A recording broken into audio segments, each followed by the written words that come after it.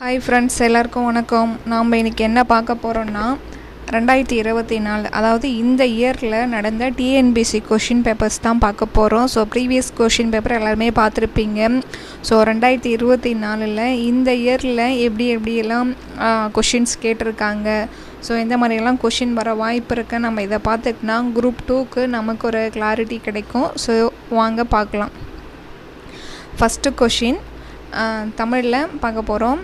Forest conservator என்னும் சொல்லுக்கு இணையான தமிழ் சொல்லை தமிழ் கலை சொல் தேர்க அப்படின்னு சொல்லியிருக்காங்க. ஃபாரஸ்ட் கன்சர்வேட்டர் சொல்லுக்கு இணையான தமிழ் கலைச்சொல் என்னென்னா வன பாதுகாவலர்.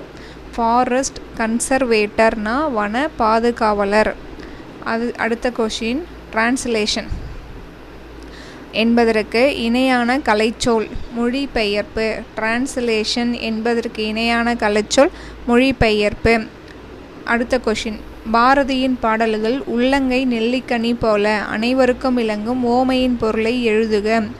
பாரதியின் பாடல்கள் உள்ளங்கை நெல்லிக்கனி போல அனைவருக்கு விளங்கும் ஓமையின் பொருளை எழுதுக. வெளிப்படைத்தன்மை. அதே மாதிரி ஓமையின் பொருள் அறிந்து சரியான தொடரை கேட்டிருக்காங்க. உடலும் உயிரும் போலனா இணை பிரியாமை. உடலும் உயிரும் போலனா இணை பிரியாமை. அடுத்த கொஷின் நெல்லிக்காய் மூட்டையை கொட்டினார் போல் என்ற ஓமைக்கு ஏற்ற பொருள் தருகனா ஒற்றுமையின்மை. நெல்லிக்காய் மூட்டையை கொட்டினார் போல்னா ஒற்றுமையின்மை. அடுத்து மடை திறந்த வெள்ளம் போல் ஓமையின் பொருளை எழுதுக. மடை திறந்த வெள்ளம் போல் தடையின்றி மிகுதியாக. மடை திறந்த வெள்ளம் போல் தடையின்றி மிகுதியாக. அடுத்த கொஷின் இரு வினைகளின் பொருள் வேறுபாடு அறிந்து சரியான தொடரை தெரிவு செய்க. பணிந்து பணித்து. பணிந்து பணித்து. பணிந்து ஆசிரியர் பணித்ததால் கயல்விழி பணிந்து படித்தாள். ஸோ இரு வினைகளின் பொருள் வேறுபாடு அறிந்து சரியான தொடரை தெரிவு செய்கன்னு சொல்லியிருக்காங்க. ஸோ ஆன்சர் ஆசிரியர் பணித்ததால் கயல்விழி பணிந்து படித்தாள். இதுதான் அதுக்கான சரியான தொடருக்கான ஆன்சர். ஓகேங்களா. அடுத்து அதே மாதிரி சொல்லியிருக்காங்க பணிந்து பணித்து. பணிந்து நம்ம பெரியவர்கள் சொன்னால் நம்ம பணிந்து நடக்கணும் அப்படின்னு சொல்லுவாங்க. பணித்துன்னா ஒரு தலைவர் சொல்வார், நம்ம கேட்டுக்கணும் அப்படின்ற மாதிரி தான் இப்போ சொல்லியிருக்காங்க. சரியான தொடர் தலைவர் பணித்த வேலையை தொண்டன் பணிந்து செய்தான்னா நம்ம சொல்கிறத கேள்வி கேட்காம நம்ம செய்யணும். அதுதான் பணிந்து ஒரு பணிவாக இருக்காங்க அப்படின்னு சொல்லுவாங்களா, அந்த மாதிரி தலைவர் பணித்த வேலையை தொண்டன் பணிந்து செய்தான். ஸோ அது ஒரு வாக்கியம், சரியான வாக்கியம். அடுத்து தலைவர் பணித்ததால் தொண்டன் பணிந்தான். தலைவர் பணித்ததால் தொண்டன் பணிந்தான். தொண்டன் தான் பணிந்தான் அப்படி வரும். பணித்துன்னா கொஞ்சம் நமக்கு நம்மளை விட பெரியவர்கள் நமக்கு சொல்கிறது தான் பணித்து. சின்னவர்கள் அப்படின்னு பார்த்தா பணிந்து. ஸோ இது வித்தியாசமாக இருக்குது இந்த கொஷின்ஸு. ஸோ இதெல்லாம் நம்ம நல்லா பார்த்துக்கணும். அதுக்கப்புறம் சொற்கள் ஒழுங்கான வரிசையில் அமைந்த தொடரினை கண்டறிக அப்படின்னு சொல்லியிருக்காங்க. பிறப்பால் மக்கள் அனைவரும் ஒத்த இயல்புடையவர்களே. ஸோ நம்ம புக்கில் படிச்சிருப்போம். இதே மாதிரி தான் பிறப்பால் மக்கள் அனைவரும் ஒத்த இயல்புடையவர்களே.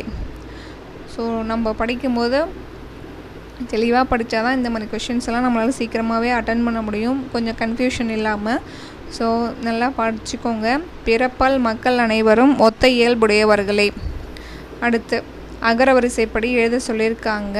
ஸோ பெண்கள், பாரதம், புதுமை, பீலி, பேருந்து, பூமி, பழங்கள், பையன். ஸோ இதில் பா அந்த மாதிரி பழங்கள், பாரதம், பீலி, புதுமை, பூமி, பெண்கள், பேருந்து, பையன். ஸோ அகரவரிசை அதில் காஞ்சாச்சா நம்ம பார்த்துக்கணும் இந்த கொஷின் அடிக்கிறதுக்கு. ஓகேங்களா. அதுக்கு அடுத்தது சொற்களை அகரவரிசை தான் மறுபடியும் கேட்டிருக்காங்க. கோலம், குருவி, கேணி, கடல். ஸோ கடல், குருவி, கேணி, கோலம். அடுத்து கொடு என்னும் வேர் சொல்லின் வினையாளனையும் பெயர் கொடுத்தோர். கொடு என்னும் வேர் சொல்லின் வினையாளனையும் பெயர் கொடுத்தோர். வேர் சொல்லை கொடுத்து வினைமுற்றை அறிதல். ஓகே. பேசுனா பேசினான், வினைமுற்று. பேசுனா பேசினான், வினைமுற்று. கான் என்னும் வேர் சொல்லின் பதம் கண்டேன். கான் என்னும் வேர் சொல்லின் பதம் கேட்குறாங்க. பதம்னா கண்டேன். அடுத்து ஒலி வேறுபாடறிந்து பொருள் தருக. விரை விரை. ஸோ விரை விதை விதை, நெல் விதை அந்த சொல்கிறவனுடைய விதை. விரைனா மரத்தல். ஸோ மரத்தல் அப்படின்னு சொல்லியிருக்காங்க. விரை விதை விரை. ஸோ ரை தான் பெரிய ரை சின்னரை. சின்னரை விரை அப்படின்னா விதைச்சிட்டாங்களா அப்படின்னு சொல்லுவோம். அந்த பேச்சு வழக்கில் சொல்லும் போதே விதைச்சிட்டாங்களா, நெல் விதை விதைச்சிட்டாங்களா அப்படின்னும் போது கேட்கும்போது என்ன சொன்னால் விதைச்சாச்சா அப்படின்றது தான் விதை சொல்லியிருக்காங்க. இந்த விரைனா மரத்தல் சொல்லியிருக்காங்க. மரத்தல்னா சின்னரா. அந்த மரத்தல்னா பெரிய மரத்தல்னா நம்ம மறந்துடுறது ஒரு விஷயத்த. இது சின்னரா மரத்தல். அடுத்தது ஒலி வேறுபாடு அறிந்தா விலை விழை. ஸோ இது நம்ம நிறையா இது பார்த்துருப்போம். விலைனா உண்டாக்குதல், விழைனா விருப்பம் விரும்பு அப்படின்னு சொல்லியிருக்காங்க. ஒலி வேறுபாடு அறிந்து சரியான சொற்றொடரை தெரிவு செய்க. மணிமேகலை மணி பல்லவ தீவிற்கு சென்றாள். மணிமேகலை மணி பல்லவ தீவிற்கு சென்றாள். ஸோ இதில் அந்த மணி பல்லவ தீவு அதுக்கு நீ சின்ன நீ அந்த மாதிரி பல்லவன்னா எந்த இல்லை வரும் அப்படின்றதான் சொல்லியிருக்காங்க. ஒலிவர்னா பல்லவ தீவு இருக்குன்னா சின்ன இல்லை பல்லாக்கு பல்ல அப்படின்றது. அடுத்தது நாட்டிக்கல் மைல். ஆங்கில சொல்லுக்கு நேரான தமிழ் சொல். நாட்டிக்கல் மைல்னா கடல் மைல். ஆங்கில சொல்லுக்கு சொல்லக்கூடிய தமிழ் சொல் கிராப். கிராப்னா செதுக்கி. கிராப் செதுக்கி. உதித்த என்ற சொல்லின் எதிர்ச்சொல் மறைந்த. உதித்த மறைந்த. உருவகத்தொடருக்கு பொருந்தாத சொல் முகமன். ஸோ இதெல்லாம் உருவகத்தொடருக்கு பொருந்தாதது. இப்போ முகமதி மதிமுகம், முகமலர் மலர் முகம், முகத்தாமரை தாமரை முகம். ஸோ முகம்மன் அப்படின்னு கிடையாது. ஸோ பொருந்தாத சொல் அந்த சொல்லு தான். ஸோ கொஷினை படிக்கும்போது தெளிவாக படிக்கணும். அதுதான் பொருந்தாத சொல்லா சரியான சொல்லா தவறான சொல்லான்றது நம்ம தெளிவாக படித்தா தான் தெரியும். பொருந்திய இணைகளை தேர்வு செய்கன்னு சொல்லியிருக்காங்க. பொருந்திய இணைகளை சொல்லியிருக்காங்க. படுவும் இன்னிசை அளபடை அது தவறானது. அதுக்கப்புறம் தழிய சொல்லிசை அலைபடை, வாழ்க்கை ஒற்றளபடை, தருவும் செய்யுளிசை அடைபடை அப்படின்னு சொல்லியிருக்காங்க. ஸோ இது பொருந்திய இணைகளை கேட்டிருக்காங்க. இல்லை பொருந்தியதுன்னு பார்த்தோங்கன்னா தழி சொல்லிசை அலைபடை. அதுக்கப்புறம் நாள் தருவும் செய்யுளிசை அலைபடை. சரியான எதிர்ச்சொல் அமைந்த விடையை கண்டறிக.